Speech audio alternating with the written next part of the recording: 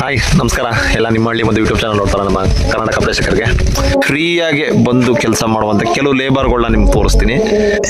ಸಾವಿರಾರು ಹುಳಗಳಿದೆ. ನಿಜವಾಗ್ಲೂ ಮಿರಾಕಲ್ ಇದು. ಇಷ್ಟೊಂದೆಲ್ಲ ಪ್ರಯೋಜನ ಇದ್ರೂ ಕೂಡ ಅರ್ಥ ಮಾಡ್ಕೋತಾವಲ್ಲ, ಹೇಳೋದು ಅರ್ಥ ಮಾಡ್ಕೊಳ್ಳಿ. ತೋರಿಸ್ತೀನಿ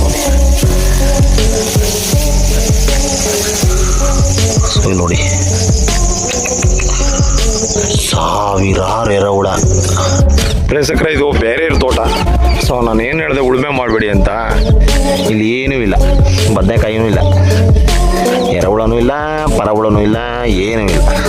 ಸಾವಿರಾರು ಬಾಟ್ಲುಗಳಿದೆ ವಿಷ ಹೊಡಿತಿರೋದು. ಅಂದರೆ ಎಲ್ಲನೂ ತೋರಿಸಿದ್ದೀನಿ, ಕಂಪ್ಲೀಟಾಗಿ ನಿಮ್ಗೆ ಅರ್ಥ ಆಗೋ ರೀತಿಯಲ್ಲಿ ಹೇಳಿದ್ದೀನಿ. ಈ ತಿಪ್ಪೆ ಗೊಬ್ಬರಕ್ಕೂ HF ಹೊಸ ತಿಪ್ಪೆ ಗೊಬ್ಬರಕ್ಕೂ. ಹಾಯ್ ನಮಸ್ಕಾರ ಎಲ್ಲ ನಿಮ್ಮ ಹಳ್ಳಿ ಒಂದು ಯೂಟ್ಯೂಬ್ ಚಾನಲ್ ನೋಡ್ತಾರೆ ನಮ್ಮ ಕರ್ನಾಟಕ ಪ್ರೇಕ್ಷಕರಿಗೆ. ಹಾಗೆ ನಾನು ತೋಟದ್ದು ಕಂಪ್ಲೀಟು ನಿಮಗೆ ಒಂದು ಕೆಲವು ಚಿತ್ರಣಗಳನ್ನ ತೋರಿಸ್ತೀನಿ. ಯಾವ್ಯಾವು ನಾವು ನೈಸರ್ಗಿಕವಾಗಿ ನಾಟಿ ಹಸುಗಳು ಇಟ್ಕೊಂಡು ಜೀವಾಮೃತ ಮಾಡಿಕೊಂಡು ಏಕದಳದಲ್ಲಿ ಮತ್ತು ದ್ವಿದಳ ಇದನ್ನು ವಿಷಗಳು ಹಾಕ್ತಾನೆ ಏನೂ ಮಾಡ್ದಾನೆ ನಾವು ನಮ್ಮ ತೋಟನ್ನು ಫ್ರೀಯಾಗಿ ಬಂದು ಕೆಲಸ ಮಾಡುವಂಥ ಕೆಲವು ಲೇಬರ್ಗಳನ್ನ ನಿಮ್ಗೆ ತೋರಿಸ್ತೀನಿ. ಹಾಗೆ ನೋಡಿ, ಮತ್ತು ಇಷ್ಟು ಚೆನ್ನಾಗಿ ವೈವಿಧ್ಯತೆಯನ್ನು ಇರಬೇಕಾದ್ರೆ ಯಾಕೆ ಹೊರಗಡೆಯಿಂದ ಕೊಟ್ಟಿಗೆ ಗೊಬ್ಬರಗಳಾಗಲಿ, ರಾಸಾಯನಿಕಗಳಾಗಲಿ, ಮತ್ತೊಂದು ಆ ಸಾಯಲು ಈ ಸಾಯಲು, ವರ್ಮಿ ಕಾಂಪೋಸು, ಕೊಡಗೆ ಇವೆಲ್ಲ ತಂದು ಅನಾವಶ್ಯಕವಾಗಿ ಅಡಿಕೆ ಮರದ ಬುಡ್ಡಕ್ಕೆ ತಂದು ತುಂಬ್ತೀರಾ.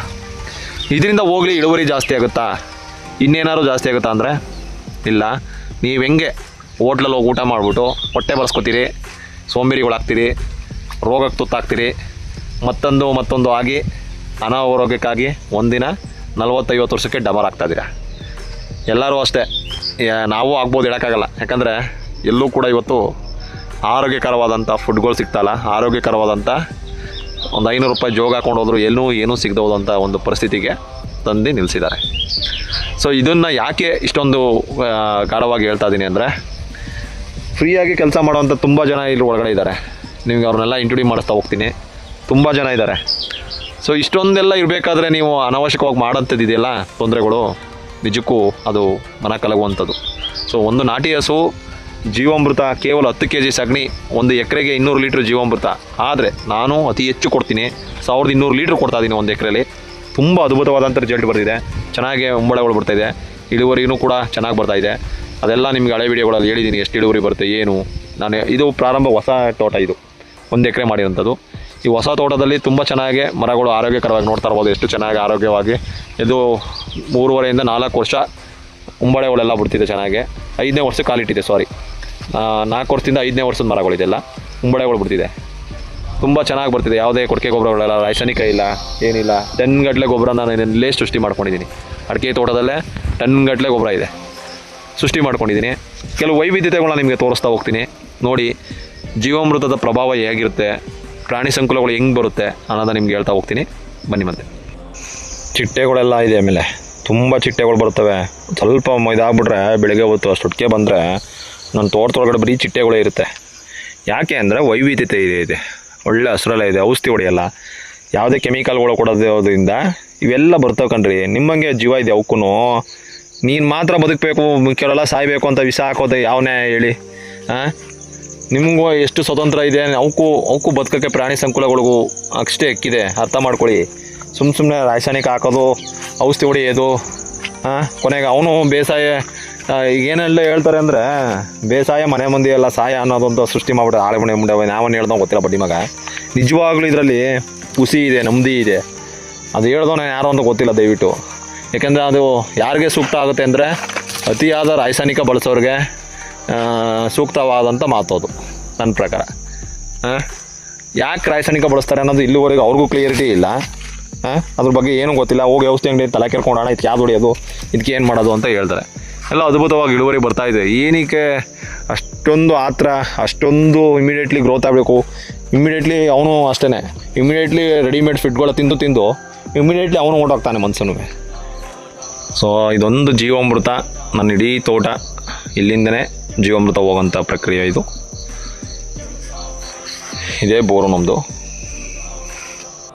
ನೋಡಿ ವೀಕ್ಷಕರೇ, ನಮ್ಮ ಜೀವಾಮೃತಕ್ಕೆ ಬೆಳೆಸಿದ ನಂತರ ಮಿಕ್ಕಿದ ಗೊಬ್ಬರನ ಅಂದರೆ ಇಲ್ಲೇ ನಾಟಿ ಹಸುಗಳು ಕಟ್ಕೊತೀನಿ. ಗೊಂತಲು ತೋರಿಸ್ತೀನಿ ನಿಮಗೆ ಅದನ್ನು. ಅದನ್ನು ಮಿಕ್ಕಿದ್ದನ್ನ ನಾನು ತಂದು ಇಲ್ಲಿ ಗುಡ್ಡೆ ಹಾಕೋತೀನಿ. ಅಂದರೆ ನನ್ನ ತೋಟದ ಒಳಗಡೆ ಒಂದು ನೆರಳಿನಲ್ಲಿ, ಅಂದರೆ ಮರದ ನೆರಳಿನಲ್ಲಿ ಹಾಕೊಳ್ತೀನಿ. ಸೊ ಹಾಕ್ಕೊಂಡಿದ್ದು ಇಲ್ಲಿ ನೋಡ್ತಾ ಇರ್ಬೋದು ನೀವು, ಎಷ್ಟೊಂದು ಎರೆಹುಳಗಳು ಇದ್ರ ಒಳಗಡೆ ಇದೆ ಅಂದರೆ ತೋರಿಸ್ತೀನಿ ನೋಡಿ. ಸೊ ಇಲ್ಲಿ ನೋಡಿ, ಸಾವಿರಾರು ಎರೆಹುಳ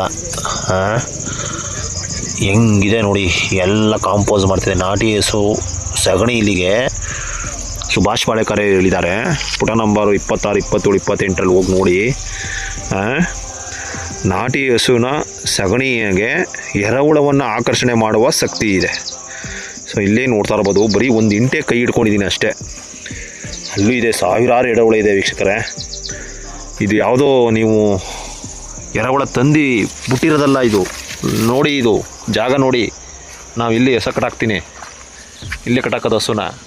ಸೊ ಇಲ್ಲಿ ತಿಪ್ಪೆ ಹಾಕ್ಕೊಂಡಿದ್ದೀನಿ, ಇಲ್ಲಿ ಅಲ್ಲಿಂದ ಎಸಿತೀನಿ ಇಲ್ಲಿಗೆ ತಂದು ಇಲ್ಲಿ ಗುಡ್ಡೆ ಹಾಕಿದ್ದು. ನಮ್ಮ ತೋಟದೊಳಗಿರೋದಂಥ ಎರೆಹುಳಗಳು ಈ ಇಡೀ ಗೊಬ್ಬರನ ಕಾಂಪೋಸ್ ಮಾಡ್ತಿದೆ. ಸೊ ಇಲ್ಲೇ ನೋಡಿ, ಒಂದು ಸಣ್ಣ ಇಂಟೆ ತೊಗೊಂಡೆ, ಸುಮ್ಮನೆ ಕೈ ಹಾಕಿ ಎಷ್ಟು ಎರೆಹುಳಗಳು ಬಂದಿದೆ ನೋಡಿ, ನೋಡ್ತಾ ಇರ್ಬೋದು. ಸಾವಿರಾರು ಎರೆಹುಳ ಇದೆ, ಸಾವಿರಾರು ಹುಳಗಳಿದೆ. ನಿಜವಾಗ್ಲೂ ಮಿರಾಕಲ್ ಇದು. ಇಷ್ಟೊಂದೆಲ್ಲ ಪ್ರಯೋಜನ ಇದ್ದರೂ ಕೂಡ ಅರ್ಥ ಮಾಡ್ಕೋತಾವಲ್ಲ, ಹೇಳೋದು ಅರ್ಥ ಮಾಡ್ಕೊಳ್ಳಿ.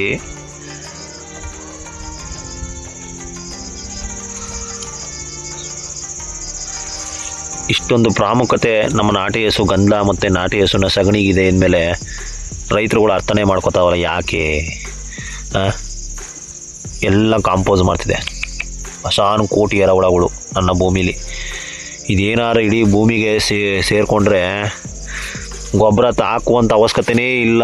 ಕೊರಣಿ ಕಾಂಪೋಸು, ಆ ಕಾಂಪೋಸು, ಈ ಕಾಂಪೋಸು, ಬರೀ ಹಿಂಗೆ ಮುಚ್ಚಿಗೆ ಮಾಡಿ ನೆರಳಿನಲ್ಲಿ. ಇಲ್ಲೇ ಫ್ಲಿಂಕರ್ ಇದೆ ನೋಡಿ, ಇಲ್ಲಿ ಕಾಂತ. ಏನು ಜೀವಾಮೃತ ಕೊಡ್ತೀನಿ ಆಗ ಅದು ಇಲ್ಲಿ ಮೇಲೆ ಬೀಳುತ್ತೆ.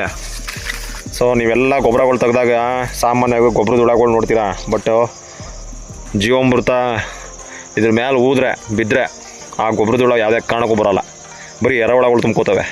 ಯಾಕಂದರೆ ಅದರಲ್ಲಿ ಟ್ರೈಕೋಡ್ರೋಮಾ ಮತ್ತು ಸುಡೋಮೋನಾಸ್ ಅನ್ನೋ ಬ್ಯಾಕ್ಟೀರಿಯಾ ನಾವು ಜೀವಾಮೃತನ ದುಪ್ಪಟ್ಟು ಮಾಡಿರ್ತೀವಿ. ಆ ಬ್ಯಾಕ್ಟೀರಿಯಾಗಳು ಏನು ಮಾಡುತ್ತೆ, ಈ ಗೊಬ್ಬರದ ಹುಳವನ್ನು ಬರೋದು ಕಂಟ್ರೋಲ್ ಮಾಡುತ್ತೆ. ಸೊ ಕಂಟ್ರೋಲ್ ಮಾಡಿದಾಗ ಎರೆಹುಳ ಸಂಖ್ಯೆ ಜಾಸ್ತಿ ಆಗುತ್ತೆ. ಎರೆಹುಳ ಸಂಖ್ಯೆ ಜಾಸ್ತಿ ಆದರೆ ನಿಮ್ಮ ಭೂಮಿ ಫಲವತ್ತತೆಗೊಳ್ಳುತ್ತೆ. ತ್ಯಾಜ್ಯ ಇಲ್ಲೇ ನೋಡ್ತಾ ಇದ್ದೀರಲ್ಲ, ಈ ತ್ಯಾಜ್ಯ ಎಲ್ಲ ಕಂಪ್ಲೀಟಾಗಿ ಆಲ್ಮೋಸ್ಟ್ ಎಲ್ಲ ಕಂಪ್ಲೀಟ್ ಆಗುತ್ತೆ. ಇದೆಲ್ಲ ನಾವು ಬ್ರಷ್ ಕಟ್ಟರಲ್ಲಿ ಹೊಡಿಬೋದು. ಸೊ ಹೊಡೆಯೋದು ಬೇಡ ಅಂತ ಕಂಪ್ಲೀಟಾಗಿ ಹಂಗೆ ಅದೇ ರಾಯ್ಸ್ ಕಳ್ಕೊಂಡ್ಮೇಲೆ ಎಲೆ ಬಿದ್ದಿದ್ದ ಒಣಗಿ ಅಡುಗೆ ಮಾಡಿ. ಈಗ ನಾವೆಲ್ಲ ಆಹಾರ ಹೆಂಗೆ ತಿಂತೀವಿ, ಬೇಯಿಸಿ ಕುಕ್ಕರಲ್ಲಿ ಸಾಂಬಾರು ಅದು ಮಸಾಲೆ ಗಿಸಾಲ ಹಾಕಿ ಮಾಡ್ತೀವಿ. ಹಾಗೆ ಅದು ಕೂಡ ಪ್ರಕೃತಿಲಿ ಸೂರ್ಯದೇವ ಬೇಯಿಸೋಕ್ಕೆ ಅಂತಲೇ, ಅಡುಗೆ ಮಾಡೋಕ್ಕೆ ಅಂತಲೇ ಸೂರ್ಯದೇವ ಇದ್ದಾನೆ. ಅದು ಒಣಗಿಸಿ ಚೆನ್ನಾಗಿ ಭೂಮಿಗೆ ಬಿಡಿಸ್ತಾನೆ ಬೇಯಿಸಿ. ಹಾಕಿ ತಿನ್ನಕ್ಕೆ ಬರೋದೇ ಈ ಎರೆಹುಳಗಳು. ತೋರಿಸಿದ್ನಲ್ಲ ನೋಡಿ, ಈ ಎರೆಹುಳಗಳೇ ತಿನ್ನಕ್ಕೆ ಬರೋದು. ದಯವಿಟ್ಟು ಅರ್ಥ ಮಾಡ್ಕೊಳ್ಳಿ. ಇದನ್ನು ಹಾಳು ಮಾಡಬೇಡಿ, ಔಷಧಿ ಹೊಡಿಬೇಡಿ, ರಾಸಾಯನಿಕಗಳು ಹಾಕಬೇಡಿ. ನೋಡಿ, ಕೋಟಿ ಎರೆಹುಳ ಇದೆ, ಲಕ್ಷಾಂತರ ಎರೆಹುಳ ಇದೆ. ಸೊ ಇದೆಲ್ಲ ಹಾಳು ಮಾಡಿಬಿಟ್ಟು ನೀವು ನಿಮ್ಮ ಕೈಯಾರೆ ನೀವೇ ಹೊರಗಡೆಯಿಂದ ಕೊಡಕೆ ಗೊಬ್ಬರಗಳು ವಿಷಗಳು ಹಾಕೋದು, ಇನ್ನೊಂದು ಮಾಡೋದು ಮಾಡಿ ಭೂಮಿನ ಹಾಳು ಮಾಡ್ಕೋಬೇಡಿ. ಅರ್ಥ ಮಾಡ್ಕೊಳ್ಳಿ. ಫಾರ್ ಎಕ್ಸಾಂಪಲ್ ನಿಮ್ಗೆ ತೋರಿಸ್ತೀನಿ ಒಂದು ತೋಟನ. ಈಗ ಪ್ರೇಕ್ಷಕರೇ, ಇದು ಬೇರೆ ತೋಟ. ಸೊ ನಾನು ಏನು ಹೇಳಿದೆ, ಉಳುಮೆ ಮಾಡಬೇಡಿ ಅಂತ. ಈ ಉಳುಮೆ ಮಾಡೋದ್ರಿಂದ ನೋಡಿ, ಇಲ್ಲೆಲ್ಲ ಕಂಪ್ಲೀಟ್ ವಿಷ ಹೊಡೆದು ಇಲ್ಲಿ ಮೆಡ್ಡೆಕಾಯಿ ಹಾಕಿದ್ರು, ವಿಷ ಹೊಡೆದಿದ್ರು ಸಿಕ್ಕಾಬಟ್ಟೆ. ನೋಡಿ ಮರಗಳೆಲ್ಲ ಹೆಂಗಾಗಿದೆ. ಸೊ ನೀವು ನನ್ನ ತಿಪ್ಪೆ ನೋಡಿದ್ರಿ, ನನ್ನ ಹಸುದ್ದು. ಇಲ್ಲಿ ನೋಡಿ ಈ ತಿಪ್ಪೆ ಲೈವಲ್ಲೇ ತೋರಿಸ್ತೀನಿ. ಇಲ್ಲಿ ಏನೂ ಇಲ್ಲ, ಬದನೆಕಾಯಿನೂ ಇಲ್ಲ, ಎರೆಹುಳನೂ ಇಲ್ಲ, ಪರಹುಳನೂ ಇಲ್ಲ, ಏನೂ ಇಲ್ಲ. ಹೊರಗಡೆಯಿಂದ ತಂದು ಗುಡ್ಡೆ ಹಾಕಿರುವಂಥ ತಿಪ್ಪೆ ಇದು. ಅಂದರೆ ಹೆಚ್ಚಪ್ಪಸು ಸಗಣಿ ಏನೇನಿದೆ, ಪ್ಲಾಸ್ಟಿಕ್ ಇದೆ, ಸಾವಿರಾರು ಪ್ಲಾಸ್ಟಿಕ್ ಇದೆ. ಸೊ ಇದನ್ನು ಉತ್ತಿದ್ದಾರೆ ಟ್ಯಾಕ್ಟ್ರುಗಳಲ್ಲಿ. ಭಸ್ಮಾಸುರ ಅಂತ ಕರೀತಾರೆ ನಮ್ಮ ಸುಭಾಷ್ ಪಾಳೇಕರ್. ತಗೊಂಡೋಗಿ ಬಡ್ಡೆಗೆ ತುಂಬಿದ್ದಾರೆ. ಮರ ಏನಾಗಿದೆ, ಗೊಬ್ಬರ ಹಾಕಿದ್ರು ಸುತ್ತೋಗಿದೆ. ಸೊ ನಾನು ಹೇಳೋದು ಅರ್ಥ ಮಾಡ್ಕೊಳ್ಳಿ. ಇದು ತಪ್ಪು, 100% ತಪ್ಪು ಇದು. ಇದೇನಮ್ಮ ಅಂದರೆ ಅತಿ ಹೆಚ್ಚು ಬಾಳಿಕೆ ಬರೋಲ್ಲ ಮರಗಳು. ಸೊ ಕೊಟ್ಟಿಗೆ ಗೊಬ್ಬರಗಳು ಹಾಕಿ ಇದರಲ್ಲಿ ಒಂದು ಎರೆಹುಳ ಹುಡುಕಿ ನೋಡೋಣ ನೀವು. ಬರೀ ಕಸಗಳಿದೆ. ಯಾಕೆ ಹೇಳ್ತಾ ಇದ್ದೀನಿ ಅಂದರೆ ಇದು ಪ್ಯೂರ್ಲಿ ಗೊಬ್ಬರ ಅಂತ ಅನ್ಕೊಬಿಟ್ಟಿದ್ದೀರ ನೀವೆಲ್ಲ. ಸೊ ಬಿಂಬಿಸ್ಬಿಟ್ಟಿದ್ದಾರೆ ಯಾರು ಉದ್ಯಮಿಗಳು. ಹೆಚ್ಚಪ್ಪಸು ಮಾರೋಂಥವ್ರು, ಹೆಚ್ಚಪ್ಪಸು ಇಟ್ಕೊಂಡಿರೋಂಥವ್ರು, ಗೊಬ್ಬರ ಮಾರೋಕ್ಕಂತ ಗೊಬ್ಬರ ಮಾರಬೇಕು. ನೋಡಿ ಸಾವಿರಾರು ಬಾಟ್ಲುಗಳಿದೆ ವಿಷ ಹೊಡಿತಿರೋದು. ಅಂದರೆ ಪಕ್ಕ ತೋಟದವರು ತರಕಾರಿ ಹಾಕಿದರು. ಎಲ್ಲ ನೋಡಿ ಎಷ್ಟೊಂದಿದೆ. ಇದೆಲ್ಲ ಮಾಡೋದ್ರಿಂದ ಎಲ್ರಿ ಬರುತ್ತೆ ಎರೆಹುಳ. ಈ ಥರ ಮಾಡೋದ್ರಿಂದ ಪ್ರಾಣಿ ಜೀವಿಗಳು, ಸೂಕ್ಷ್ಮ ಜೀವಿಗಳು ವೈವಿಧ್ಯತೆ ಎಲ್ಲಿ ಸ್ಟಾರ್ಟ್ ಆಗುತ್ತೆ ಭೂಮಿಲಿ. ಇನ್ನೆಲ್ಲಿ ಉದ್ಧಾರ ಆಗ್ತಾನೆ ರೈತ ಹೇಳಿ. ಇವತ್ತು ನಡೀತಾ ಇರೋದು ಇದು, ನಿಮ್ಗೆ ಹೇಳ್ತಾ ಇರೋದು ಇದು, ಇವ್ರದ್ದು ಉದಾಹರಣೆ ಕೊಡ್ತಾ ಇರೋದಲ್ಲ. ಇವತ್ತು ನಡೀತಾ ಇರೋದು ಇದೇನೆ. ಸೊ ಯಾರೋ ಬದುಕೋಕ್ಕೋಸ್ಕರ ಡೀಸೆಲ್ಲು, ಹಾಳು ಮೂಳು, ಔಷಧಿಗಳು ನೋಡಿ ಇದೆಲ್ಲ ಎಸ್ತವ್ರೆ. ಔಷಧಿ ಹೊಡೆದು ಫ್ರೈ ಮಾಡಿ ಮರಗಳು ಹೋಗ್ಲಿ ಹೆಂಗಾಗಿದೆ ನೋಡಿ.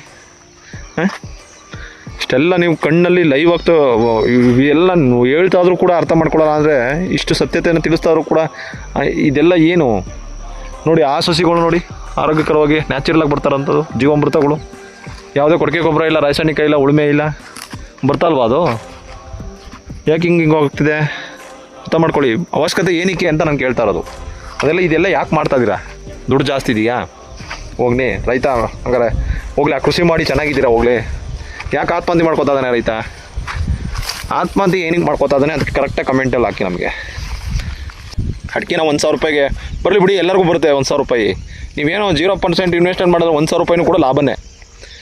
ನೀವು ಹೈಟೆಕ್ ಸ್ಕೂಲಲ್ಲಿ ಓದಿಸೋದು, ಐಷಾರಾಮಿ ಜೀವನ ಮಾಡಬೇಕು, ನಾರ್ಮಲಾಗಿ ಬದುಕಿ ಆರೋಗ್ಯವಾಗಿ ಒಳ್ಳೆ ಆಹಾರ ಬೆಳ್ಕೊಂಡು ನೆಮ್ಮದಿಯಾಗಿರಿ. ಫಸ್ಟು ಹಣ ಅಂದ್ಕೊಂಡು ಇವತ್ತು ಅರ್ಧ ವಯಸ್ಸು ಕೊಯ್ತಾ ಇರೋರು ಎಷ್ಟೋ ಜನ ಇದ್ದಾರೆ. ದಯವಿಟ್ಟು ಅರ್ಥ ಮಾಡ್ಕೊಳ್ಳಿ ಹೇಳೋದನ್ನ. ಸತ್ಯ ಸಂಗತಿಗಳ ತಿಳಿಸ್ತಾ ಇದ್ದೀನಿ. ಇಷ್ಟು ಆ ತೋಟ ತೋರಿಸೋದಲ್ಲ ನೋಡಿ, ಅಲ್ಲಿಗೂ ಇಲ್ಲಿಗೂ ಎಷ್ಟು ವ್ಯತ್ಯಾಸ ಇದೆ. ಎಷ್ಟು ಹಸಿರೆಲೆ ಗೊಬ್ಬರಗಳು, ಎಷ್ಟು ವೈವಿಧ್ಯತೆ, ಎಷ್ಟು ಎರೆಹುಳಗಳು ಎಲ್ಲ ನೋಡಿದ್ರಿ. ಹಂಗಿದ್ಮೇಲೆ ಅದೆಲ್ಲ ಯಾಕೆ ಆ ತಿಪ್ಪಲ್ಲಿ ಇರೋದು ಈ ತಿಪ್ಪಲ್ಲಿ ಯಾಕೆ ಸಿಗ್ತಾ? ಆ ತಿಪ್ಪಲ್ಲಿ ಸಿಗಬೇಕಲ್ವಾ? ಯಾಕೆ ಬರ್ತಾರೆ? ಅದು ಹೆಚ್ಚಪ್ಪಸ್ಸು ಸಗಣಿ. ಅಲ್ಲಿ ಒಂದು ಎರೆಹುಳನ ಕಿತ್ಕೊಂಡ್ರು ಒಂದು ಎರೆಹುಳ ಸಿಗ್ತಾಯಿಲ್ಲ. ಇಲ್ಲಿ ಬರೀ ನಾನು ಬಾಚಿದ ತಕ್ಷಣ ಎರೆಹುಳ ಸಿಕ್ತು. ಸೊ ಸತ್ಯ ಸಂಗತಿಗಳು ನಿಮ್ಗೆ ಇಲ್ಲೇ ತೋರಿಸ್ತಾ ಇದೀನಿ ನೋಡಿ. ನಾನು ಬರೀ ಇಲ್ಲಿ ಏನು ಮಾಡಲ್ಲ, ನಾನೇನು ಬಿಟ್ಟಿರೋದಲ್ಲ ಇದು ನೋಡಿ. ನೋಡಿ ಎರೆಹುಳಗಳು 1-2 ಅಲ್ಲ ಕಣ್ರಿ, ಎಷ್ಟು ಬೇಕು ನಿಮಗೆ? ಸಾವಿರಾರು ಇದೆ ನೋಡಿ. ಅದೆಲ್ಲ ಒಣಗೋಗಿದೆ, ಹಸಿ ಇದೆ, ಪಸಿ ಇದೆ ಅಂತ ಕತೆ ಹೊಡಿಬೇಡಿ. ಆಮೇಲೆ ನೀವು ಯಾವಾಗ ಬೇಕಾದ್ರೂ ಕೈ ಹಾಕಿ ನಮ್ಮ ತೋಟಕ್ಕೆ ಬಂದು. ಇಷ್ಟೊಂದೆಲ್ಲ ಇರಬೇಕಾದ್ರೆ ಯಾಕೆ ನೀವು ಅರ್ಥನೇ ಮಾಡ್ಕೊತಲ್ಲ ಅಂತ ಗೊತ್ತಾಗ್ತಲ್ಲ. ದಯವಿಟ್ಟು ನಾನು ಹೇಳ್ತಾ ಹೋದ್ರೆ ಇನ್ನೂ ಚೆನ್ನಾಗಿ ಮಾತಾಡ್ಬೋದು. ಅರ್ಥ ಮಾಡ್ಕೊಳ್ಳಿ ಹೇಳೋದನ್ನ. ತ್ಯಾಜ್ಯಗಳನ್ನ ಬಿಡಿ, ನ್ಯಾಚುರಲಾಗಿ ಬರೋಕ್ಕೆ ಬಿಡಿ. ನೀವು ಹೆಂಗೆ ಮನೆ ಊಟ ಬೇಕು ಅಂತ ಕೇಳ್ತೀರಿ, ಅವು ಕೂಡ ಪ್ರಕೃತಿಲಿ ಹೋಗಿ ದುಡಿಯೋಕ್ಕೆ ಟ್ರೈ ಮಾಡ್ತವೆ. ಯಾವುದೇ ರಾಸಾಯನಿಕಗಳು ಹಾಕೋದು ಮಾಡಬೇಡಿ. ಸಂತೋಷವಾಗಿ ಕೃಷಿಯಿಂದ ನೀವು ಅದ್ರ ಪಾಡೋದನ್ನು ಒಂದು ನಾಟಿ ಹಸುಗಳು ಸಾಕೊಂಡ್ರೆ ಇಷ್ಟೆಲ್ಲ ಮಾಡೋಕ್ಕೆ ಪ್ರಯೋಜನ ಇದೆ. ತೋಟ ಅದ್ದೂರಿಯಾಗಿ ಬರ್ತೈತೆ. ಯಾವುದೇ ರಾಸಾಯನಿಕಗಳಿಲ್ಲ, ಕೊಡಕೆ ಗೊಬ್ಬರಗಳ ಉಳುಮೆ ಇಲ್ಲ, ಏನೂ ಮಾಡ್ದೇ ಕೇವಲ ಒಂದು ಜೀವಾಮೃತ, ಈ ಒಂದು ನಾಟಿ ಹಸು ಇಷ್ಟೆಲ್ಲ ಮಾಡ್ತಿದೆ. ಗೋಮಾತೆ ಉಳಿಸಿ ಅಂತೀರಿ. ಗೋಮಾತೆ ಪ್ರಾಮುಖ್ಯತೆನ ಯುವಕರುಗಳು ತೋರಿಸ್ಬೇಕು. ಬೇರೆದೆಲ್ಲ ರೀಲ್ಸ್ಗಳು ಮಾಡ್ಕೊಂಡು ಕೂತಿರ್ತೀರ. ಹಸುಗಳ ಬಗ್ಗೆನೂ ರೀಲ್ಸ್ ಮಾಡಿ, ಹಸು ಬಗ್ಗೆನೂ ಪ್ರಾಮುಖ್ಯತೆನೂ ಮಾಡಿ ತಿಳಿಸಿ. ಆಗ ನಿಮಗೆ ಇದಕ್ಕೆಲ್ಲ ಎಲ್ಲನೂ ತೋರಿಸಿದ್ದೀನಿ. ಕಂಪ್ಲೀಟಾಗಿ ನಿಮ್ಗೆ ಅರ್ಥ ಆಗೋ ರೀತಿಯಲ್ಲಿ ಹೇಳಿದ್ದೀನಿ. ಈ ತಿಪ್ಪೆ ಗೊಬ್ಬರಕ್ಕೂ ಹೆಚ್ಚಪ್ಪಸು ತಿಪ್ಪೆ ಗೊಬ್ಬರಕ್ಕೂ ಏನು ವ್ಯತ್ಯಾಸ ಅಂತ ತೋರಿಸಿದ್ದೀನಿ. ಎರೆಹುಳಗಳು ಅದರಲ್ಲೂ ಒಂದೂ ಸಿಗಲಿಲ್ಲ. ಇದರಲ್ಲಿ ಸಾವಿರಾರು ಎರೆಹುಳಗಳು ನೋಡಿದ್ರಿ. ಸೊ ದಯವಿಟ್ಟು ಈ ಚಾನಲ್ನ ಸಬ್ಸ್ಕ್ರೈಬ್ ಮಾಡಿ. ಮತ್ತು ಸತ್ಯನ ತಿಳಿಸೋಣ, ಗೋಮಾತೆಗಳನ್ನ ಉಳಿಸೋಣ. ಸಪೋರ್ಟ್ ಮಾಡಿ ನಿಮ್ಮ ಹಳ್ಳಿ ಮಧು ಯೂಟ್ಯೂಬ್ ಚಾನಲ್ನ. ಜೈ ಗೋಮಾತೆ, ಜೈ ಸುಭಾಷ್ ಪಾಳ್ಕರ್.